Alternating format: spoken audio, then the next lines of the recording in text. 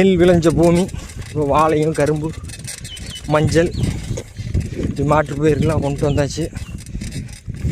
வருங்காலங்களில் இப்போ படிக்கிற பசங்க இந்த விவசாயத்துக்குள்ளேலாம் சுத்தமாக ஆர்வம் இல்லாதே இருக்கிறாங்க.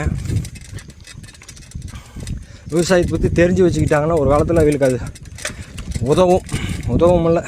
கண்டிப்பாக தெரிஞ்சு வச்சுக்கணும். அது விவசாயம் இல்லைன்னா வாழ்க்கையே இல்லை. எடுத்து வச்சுக்கோங்க, இன்னும் ஒரு 10 வருஷம் அதிகபட்சம் இப்போ விவசாயம் தெரிஞ்சவன் தான் உயிரோடு இருக்கணுங்கிற நிலையே வந்துடும். பாருங்க, இதெல்லாம் தென்னந்தோப்பாகவே மாறிடுச்சு.